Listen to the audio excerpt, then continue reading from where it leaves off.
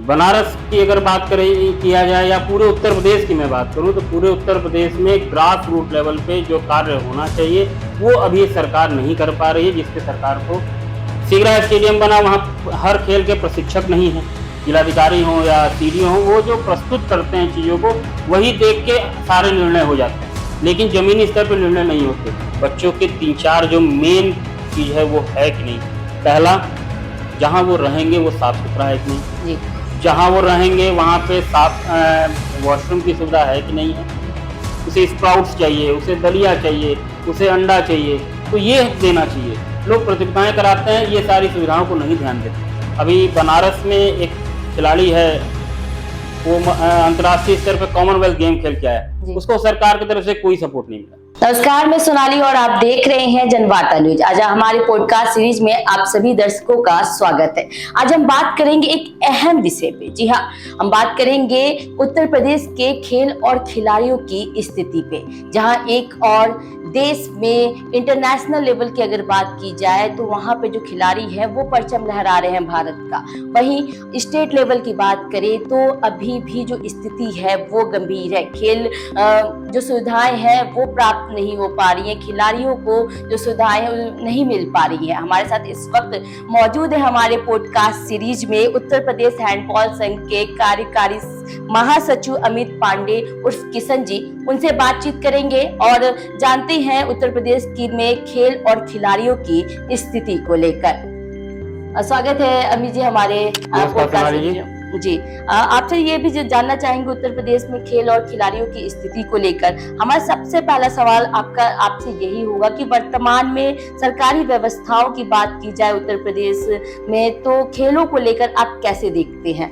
देखिए, जहाँ तक आपने सवाल पूछा मुझे, खेल की जो वर्तमान स्थिति है वो आदरणीय प्रधानमंत्री जी, आदरणीय मुख्यमंत्री जी के आने के बाद निरंतर सुधार पर है, मगर जो ग्रास रूट की स्थिति है, हम चाह रहे हैं कि हम 2036 में ओलंपिक की मेज़बानी करें, भारत चाहता है, तो हमें ज़मीनी स्तर पे जो कार्रवाई करनी चाहिए वो हम नहीं कर पा रहे हैं। बनारस की अगर बात करें किया जाए या पूरे उत्तर प्रदेश की मैं बात करूं तो पूरे उत्तर प्रदेश में ग्रास रूट लेवल पे जो कार्य होना चाहिए वो अभी सरकार नहीं कर पा रही है, जिस पे सरकार को ध्यान रखना चाहिए। और ज़मीनी स्तर पर बार बार जो मैं ज़मीनी स्तर और ग्रास रूट की बात कर रहा हूँ वो इसलिए कर रहा हूँ कि जो खिलाड़ी होते हैं वो ज़मीन से जब उन्हें लगातार खेल का मैदान मिलेगा तभी वो अपना अच्छा प्रदर्शन अंतर्राष्ट्रीय स्तर पर, राष्ट्रीय स्तर पर कर पाएंगे। जी, तो अभी व्यवस्थाओं की जैसे आपने बात की और जैसे बताया कि जमीनी स्तर पे ग्रोथ होना चाहिए, यह भी जानना चाहेंगे अगर वाराणसी की भी बात की जाए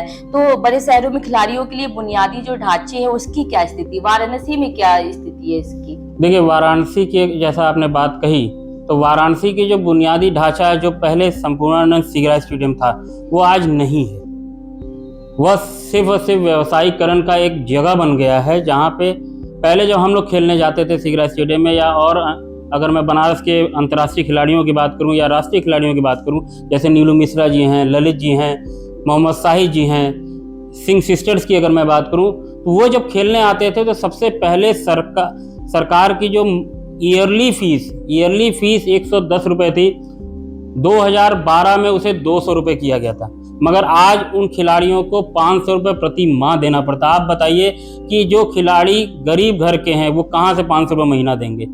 सीगरा स्टेडियम बना, वहाँ हर खेल के प्रशिक्षक नहीं हैं, उन खेलों पे ज़्यादा वहाँ पे जोर दिया गया जिसके बनारस ने प्रतिनिधित्व ही नहीं किया। आप हॉकी का ग्राउंड दीजिए, इतना बड़ा सीगरा स्टेडियम अंतर्राष्ट्रीय स्तर पर माननीय प्रधानमंत्री जी, माननीय मुख्यमंत्री जी ने बनवाया, मगर उस ग्राउंड से हॉकी गायब है, उस ग्राउंड से हैंडबॉल गायब है। आप क्रिकेट का इतना बढ़िया गंजारी में स्टेडियम बन रहा है, उसके बगल में प्रैक्टिस का ग्राउंड बनवा सकते थे। आपने सीगरा पे क्रिकेट का ग्राउंड देके, क्रिकेट एक बड़ी जगह लेता है, आप छोटे छोटे गेमों को वहाँ से हटा दिए। आप चाहते तो आप मलखम्ब को वहाँ इन्वॉल्व कर सकते थे। इंडोर बना है वहाँ पे, बहुत अच्छा इंडोर बना है, 2000 लोग उसमें बैठ सकते हैं, क्योंकि जब वो बन रहा था तो मैं उसको देखने स्वयं गया था और स्मार्ट सिटी के माध्यम से मुझे उसका नक्शा भी मिला था। मैंने जो देखा उसमें यह देखने को मिला कि 90x30 का वो ग्राउंड है, मगर उसमें बैडमिंटन और कुश्ती, ये दो खेल ने उसे एक मल्टीपर्पस ग्राउंड को एक इंडिविजुअल गेम के हिसाब से बना दिया। आज के डेट में अगर बनारस की मूलभूत मैं बात करूं तो खेल विभाग के पास कोई भी अपना इंडोर स्टेडियम नहीं है जहाँ पे वो हैंडबॉल की भी अगर बड़ी प्रतियोगिता, ओलंपिक गेम है हैंडबॉल, दुनिया का सबसे फास्टेस्ट गेम है आइस हॉकी के बाद, उसका एक इंडोर बनारस में नहीं है, लखनऊ में है, गोरखपुर में, हर जगह, लेकिन बनारस में नहीं है। क्यों? क्योंकि बनारस की बातें लोग पहुंचा नहीं रहे हैं। जो मैंने पहले भी सवाल में आपसे ग्रासरूट की बात कही थी, जब संघ से पूछ होगी तब संघ अपनी बातें रख पाएगा, आदरणीय मुख्यमंत्री जी, आदरणीय प्रधानमंत्री जी की बात। हमेशा यह होता है कि जो लोग ढांचा बना के प्रस्तुत करते हैं, वो जिलाधिकारी हों या सीडीओ हों, वो जो प्रस्तुत करते हैं चीज़ों को, वही देख के सारे निर्णय हो जाते हैं, लेकिन जमीनी स्तर पर निर्णय नहीं होते। बड़ा लालपुर की मैं बात करूँ, 2 बार वहाँ के ट्रफ निकल चुके हैं, लेकिन बार बार उसे बनाया जाता। आप एक बार में ही ऐसी चीज़ बनाओ ना कि वो जीवन 10 साल कम से कम तो चले, हर 5 साल पे उसको बदलने की नौबत आ जा रही है।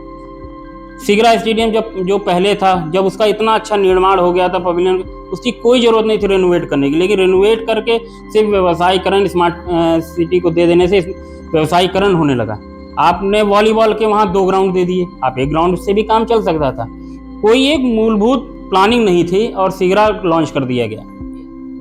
तो ये भी जानना आपसे चाहेंगे, जो सरकारी लाभ मिलती हैं खिलाड़ियों को, वो कितना वास्तविक होता है, क्या खिलाड़ियों तक पहुंच पाता है? देखिए, जहाँ तक है खिलाड़ियों की लाभ की बात, तो खिलाड़ियों को जो लाभ उत्तर प्रदेश सरकार से मिल रहा है या केंद्र सरकार से मिल रहा है, वो सब तभी जा पाता है जब संघ एक्टिव होता है।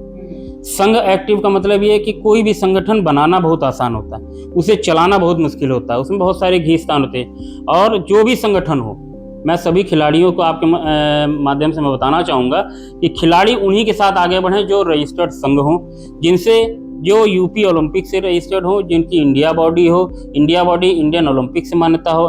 नई खेल पॉलिसी आ चुकी है, उसमें सीधे कहा गया है कि जिसके पास भी इंटरनेशनल मान्यता है वही व्यक्ति मान्य है भारत में वो खेल करने के लिए। तो खिलाड़ियों को वह चीज़ की जानकारी देनी चाहिए, उसका एक सेमिनार करना चाहिए, वर्कशॉप करके खिलाड़ियों को बताना चाहिए। ताइक्वांडो है, कराटे है, और भी खेल हैं जिसमें 3-3, 4-4 संगठन बन चुकी हैं। उत्तर प्रदेश में ही मैं बात कर रहा हूँ। बच्चों को मूलभूत सुविधाएं मिल नहीं पा रही हैं। संगठन 4, खिलाड़ी 1, अब वो किस में खेलने जाए? अब मानते हैं कि तीसरे नंबर के संगठन के साथ वो खेलने गया, तीसरे नंबर के संगठन को उत्तर प्रदेश ओलंपिक से मान्यता नहीं है, उसको केंद्र शासन से मान्यता नहीं, तब तो खिलाड़ी बेकार हो गया। ये एक तरीके से व्यवसायीकरण, जो मैं दोबारा रिपीट कर, व्यवसायीकरण का जरिया बन गया है लोगों का कि अलग अलग संगठन। सरकार को इस पे तत्काल प्रभाव से कार्रवाई करनी चाहिए। जो भी संगठन है वो एक खेल का एक संगठन भारत में भी होना चाहिए और उत्तर प्रदेश में भी होना चाहिए। तो निजी संस्थाओं, जैसे आपने खेल संघों की बात भी की है, तो इनकी भूमिका जो होती है कितनी कमी पूरा करता है और कितना प्रभावी होता है? देखिए, जहाँ तक निजी संगठन की मैंने बात रखी है, तो निजी संगठन की स्थिति यह है कि लोग अध्यक्ष होते हैं, सचिव, महासचिव सब होते हैं। अगर संगठन कार्य ना करे तो खेल ही ना हो पाए। उत्तर प्रदेश सरकार को यह करना चाहिए कि वो संगठन के साथ मिलके प्रतियोगिताओं को कराना चाहिए। जितनी ज़्यादा देखिए प्रतियोगिताएं होंगी उतना अच्छा खेल आगे जाएगा। एक खिलाड़ी को क्या चाहिए? उसको राष्ट्रीय अंतर्राष्ट्रीय स्तर का चाहिए, भारत का प्रतिनिधित्व करना चाहिए। तो वो कब करेगा? जब वो ज़मीन पे लगातार खेलेगा।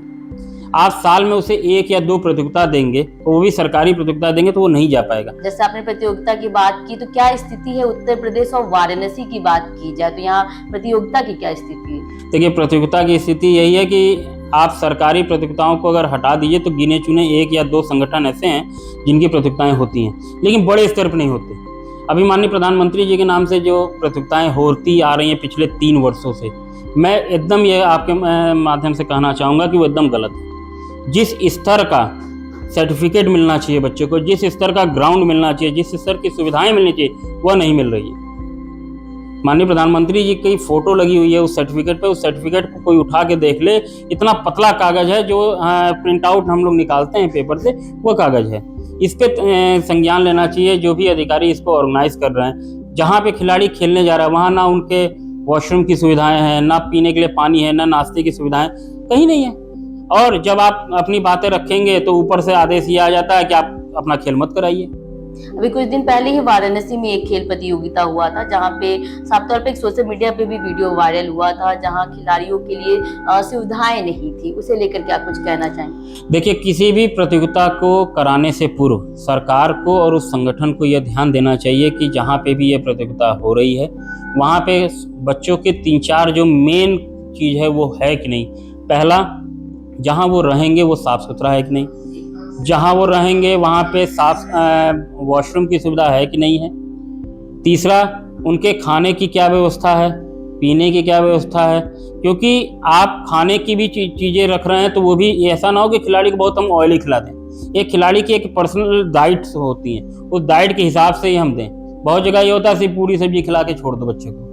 तो ये ठीक है, बनारस का कल्चर है पूरी सब्जी जलेबी का, लेकिन बनारस में खिलाड़ी का पूरी सब्जी का कल्चर नहीं। वो सवेरे की डाइट, उसे स्प्राउट्स चाहिए, उसे दलिया चाहिए, उसे अंडा चाहिए, तो ये देना चाहिए। लोग प्रतियोगिताएं कराते हैं, ये सारी सुविधाओं को नहीं ध्यान देते। अब अगर प्रदेश स्तर की बात की जाए तो खेल बजट को लेकर क्या सोचते हैं? संसाधनों की सही इस्तेमाल को आप किस तरह से देखते हैं? देखिए, खेल बजट निरंतर बढ़ता है, मगर वो जो खेल बजट है वो ज़मीन पे आना चाहिए। मैंने पहले भी आपसे कहा कि संगठन के साथ अगर सरकार मिल के चलेगी तभी वो आगे कुछ कर पाएगी। अपना उत्तर प्रदेश से प्रधानमंत्री देता है, 80 जिले हैं, मगर वो प्रतिनिधित्व नहीं कर रहा राष्ट्रीय खेल की।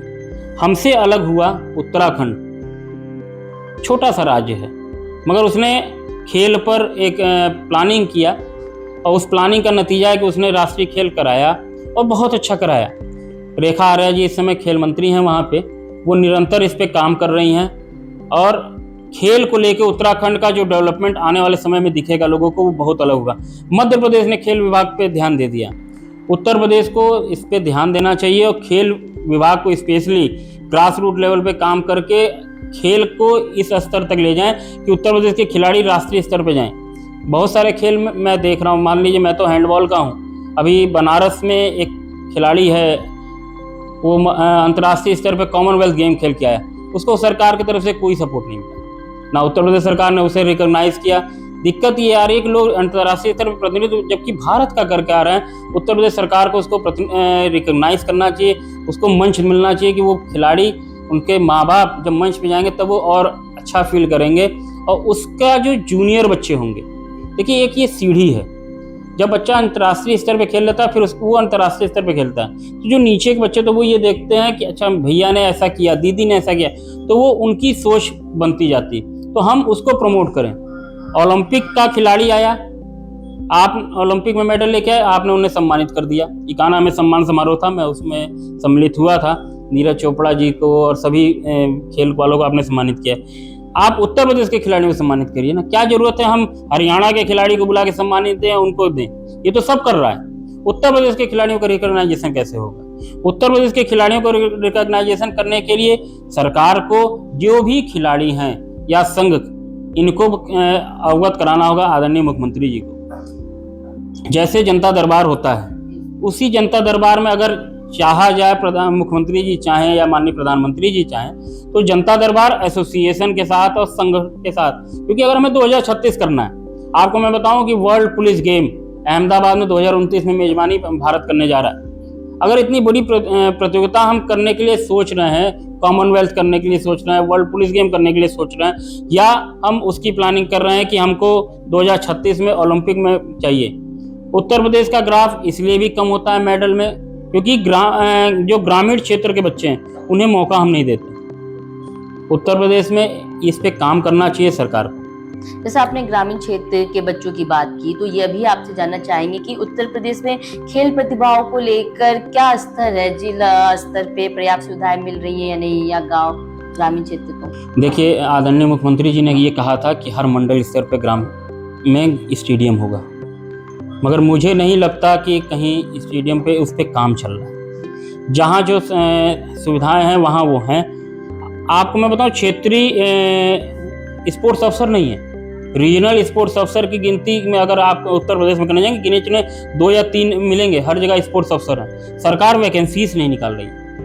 आप सभी खेलों को इक्वल लेके चलिए, खिलाड़ियों को जितना मौका मिल सके, जैसे मैं अपने खेल की बात करूँ, हैंडबॉल की, अभी तक तो मैं सारे खेल की बात कर रहा था, हैंडबॉल की बात इसलिए मैं उठा रहा हूँ क्योंकि विगत 10 सालों से मैं लगातार हैंडबॉल को देख रहा हूँ। मैंने राष्ट्रीय अंतर्राष्ट्रीय स्तर की प्रतियोगिताओं को इसी उत्तर प्रदेश में कराया, मगर रिकॉग्नाइजेशन की बात जो मैं कहें, सरकार कोई इन्वॉल्वमेंट नहीं होती। ठीक है, सरकार के ग्राउंड हम यूज़ करते हैं, वो हमें फ्री में मिल जाती है, लेकिन जो सरकार की और सारी योजनाएं हैं वो आना चाहिए, सरकार के लोगों को इसमें इन्वॉल्व होना चाहिए। अगर कोई विधायक है या कोई सांसद है, बनारस में 8 विधायक हैं, आप किसी एक विधायक को मुझे बता दिए जो विधायक अपने विधायक निधि से कोई खेल करा रहा है। ठीक है, माननीय प्रधानमंत्री जी के नाम से हो रहा है, लेकिन कोई भी विधायक बनारस जैसे माननीय प्रधानमंत्री जी के क्षेत्र में कोई भी 8 में से 8 विधायक मुझे बता दे कि वो अपने क्षेत्र में खेल करा रहा हो। ग्रामीण स्तर पे आप खेल को बढ़ावा दीजिए ना।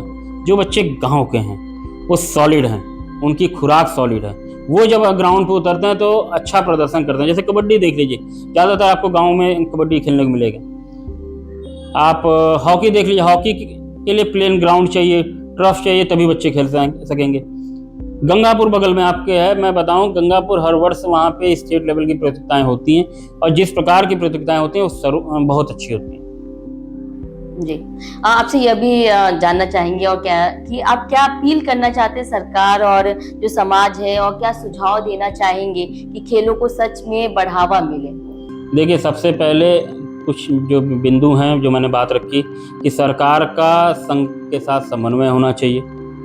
सरकार संघ वालों की बात सुने, जो उनकी दिक्कतें हैं। आपको मैं बताऊं कि किसी भी संगठन को चलाने के लिए सरकार 1 रुपये की सहायता नहीं करती। एक आज के डेट में हम प्रतियोगिता कराने चले जाएं तो उस प्रतियोगिता में मिनिमम अगर हमको जिले की प्रतियोगिता करानी है तो 50 से 60 हज़ार रुपये का खर्च आता है। वो सुविधा भी सरकार की तरफ से नहीं है। बनारस में ग्राउंड्स बने हैं, बड़ा लालपुर, सिगरा, आपके पास शिवपुर मिनी स्टेडियम है। अगर सरकार चाहे तो शिवपुर मिनी स्टेडियम को डेवलप कर। मैं बार बार बनारस पे इसलिए फोकस कर रहा हूँ क्योंकि बनारस से मैं बिलोंग करता हूँ, मैं उत्तर प्रदेश का प्रतिनिधित्व कर रहा हूँ, लेकिन बनारस में खेल सुविधाएं अगर बढ़ा दी जाएं तो मैं ये विश्वास दिलाता हूँ कि बनारस के लोग अच्छा प्रदर्शन कर सकते हैं, क्योंकि यहाँ के लोगों में वो पोटेंशियल है जो पोटेंशियल एक खिलाड़ी में होनी चाहिए। वो आपको राष्ट्रीय अंतर्राष्ट्रीय स्तर पे भी प्रतिनिधित्व करेंगे और बनारस का भी नाम रोशन करेंगे, भारत का भी नाम और उत्तर प्रदेश का नाम रोशन करेंगे। सरकार को इस पे ध्यान एक चीज़ का और देना चाहिए कि जो महिलाएं हैं, जहाँ जहाँ पे ग्राउंड्स हैं वहाँ महिलाओं के लिए या तो कोई डॉक्टर हो या तो कोई इन्फर्मरी टाइप चीज़ हो, जहाँ पे वो अपनी बहुत सारी ज़रूरतें ग्राउंड्स के समय बच्चों को पड़ती हैं, जो हम लोग कभी कभी फेस करते हैं लड़कियों की प्रतियोगिताओं में। तो उसके लिए एक मिनी ATM टाइप या कुछ ऐसा डेवलप करना चाहिए। जैसे सिगरा स्टेडियम है, बड़ा लालपुर स्टेडियम है, आपको कहीं पे भी कोई भी मेडिकल सुविधाएं नहीं मिलेंगी। मान लीजिए एक खिलाड़ी अब बहुत अच्छा है, राष्ट्रीय अंतर्राष्ट्रीय स्तर का खिलाड़ी है, वो अपनी प्रैक्टिस कर रहा है, उस प्रैक्टिस के दौरान अगर उसे खुदा ना खास्ता कोई जख्म आ जाता है या कोई चोट लग जाए, कोई और प्रॉब्लम्स आ जाती हैं, तो वो कहाँ जाएगा? जब तक वो डॉक्टर के पास पहुंचेगा तब तक तो उसकी इंजरी बढ़ जाएगी। तो अगर वो सुविधा वहीं पे हो जाए, डॉक्टर नहीं है, कोई एक छोटा सा कैंपस टाइप इन्फॉर्मरी बन जाए, वहाँ कोई रहे, जैसे क्योंकि प्रैक्टिस का जो टाइम होता है वो सुबह शाम का होता है, उस समय सरकार किसी की ड्यूटी लगा दे, वो मेडिकल ATM टाइप नाम दे दे या मेडिकल रूम दे दे, कोई भी जहाँ पे मेडिकल की सुविधाएं हो, लोग जाके वहाँ ईजी अप्रोच कर सकें। खिलाड़ी बिना किसी अप्रोच के अपने खेल को आगे बढ़ाए। अप्रोच से किसी का भला नहीं होना है। आप अपना खेल अगर अच्छा करेंगे तो सभी संगठन की मैं बात कर रहा हूँ, सभी संगठन के जो पदासीन लोग होते हैं वो में ध्यान देते हैं कि चीज़ें अच्छी जाएं। अच्छी टीम जब जाएगी वहाँ उत्तर प्रदेश का प्रतिनिधित्व करे, राष्ट्रीय स्तर की मैं बात कर रहा हूँ, राष्ट्रीय स्तर पे एक प्रतिनिधित्व उत्तर प्रदेश का होता है। तो जब हम उत्तर प्रदेश के बैनर तले जा रहे हैं तो हम ऐसा काम करके आएँ, ऐसा रह के आएँ वहाँ पे, ऐसा व्यवहार करके आएँ कि हमारे उत्तर प्रदेश का नाम रोशन हो। लोगों को ये काम करना चाहिए। जी, शुक्रिया हमसे बातचीत करने के लिए, हमारे पॉडकास्ट सीरीज में आने के लिए। आप देख सकते हैं अभी हम बात कर रहे थे उत्तर प्रदेश हैंडबॉल संघ के कार्यकारी महासचिव अमित पांडे जी से। साफ तौर पे उन्होंने उत्तर प्रदेश में खेल और खिलाड़ियों की सुविधाओं के लिए बात की है और कई अहम मुद्दे उठाए हैं। हमारे पॉडकास्ट सीरीज में बने रहिए, ऐसे ही आगे ही इस तरह की पॉडकास्ट सीरीज हम लाते रहेंगे। हमारे चैनल को लाइक शेयर सब्सक्राइब करना ना भूलें। ट्विटर, फेसबुक और इंस्टाग्राम पे भी फॉलो जरूर करें। धन्यवाद।